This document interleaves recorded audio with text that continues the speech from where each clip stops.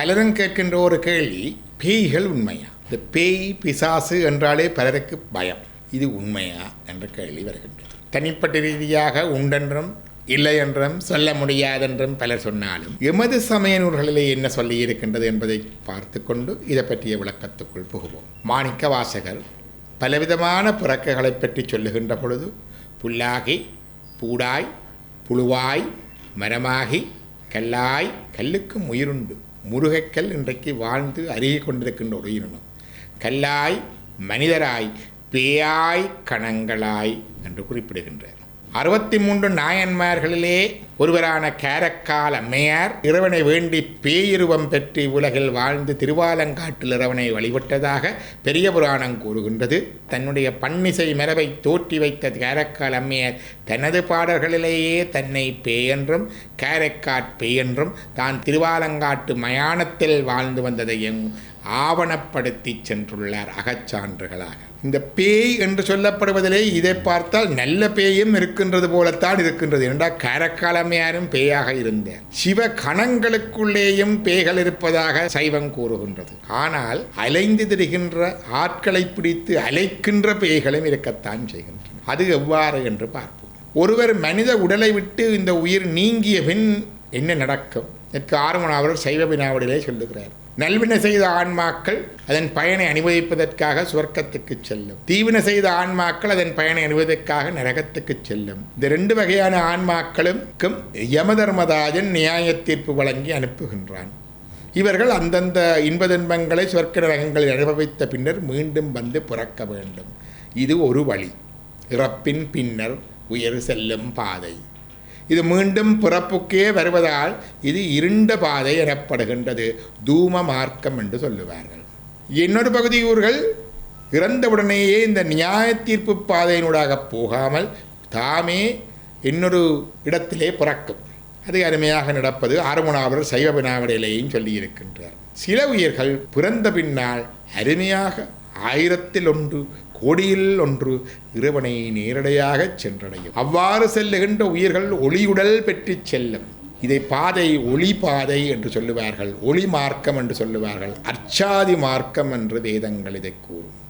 பகவத்கீதையிலே கிருஷ்ணர் சொல்லுகின்றார், உடலை விட்டு பிரிந்த ஆன்மா இரு வழிகளில் பயணிக்கலாம் என வேதம் சொல்லுகின்றது என்று சொல்லுகின்றார். இந்த இருள் மார்க்கம் அல்லது ஒளி மார்க்கம். ஆனால் இந்த இருள் மார்க்கத்திலும் செல்லாமல், ஒளி மார்க்கத்தில் இறைவனிடமும் செல்லாமல், இங்கே மீண்டும் பிறவி விடாமல் இடையிலே அலைந்து திரிகின்ற உயிர்கள் சில உண்டு. அவைதான் இந்த பேய், பிசாசு, ஆவிகள் என்று சொல்லப்படுபவை. இது எப்படி என்றால், பாடசாலைக்கென்று வீட்டிலே இருந்து பையன் வெளிக்கிட்டு விட்டார். ஆனால் பாடசாலையிலும் இல்லை, வீட்டிலும் இல்லை. இடையில் எங்கேயோ சினிமா தியேட்டரிலோ அல்லது ஷாப்பிங் மால்லையோ எங்கேயோ விளையாடி திரிகிறார் என்ற மாதிரியாக இந்த ஆவிகள் உரிய இடத்துக்கு போகாமல், உரிய இடத்தில் பயணிக்காமல் இங்கு எங்கேயோ அலைந்து திரிகின்றன. இது யாருக்கு நடக்கின்றது என்றால், பொதுவாக எந்த இறப்பிலும் இப்படிப்பட்ட ஒரு சின்ன அபாயம் உண்டென்றாலும் அகால மரணம் அடைந்தோருக்கு, விபத்து மரணம், தற்கொலை மரணம் அடைந்தோருக்கு இந்த விதமான அபாயம் கூடுதலாக உள்ளது என்று எமது சமய நூல்கள் கூறுகின்றன.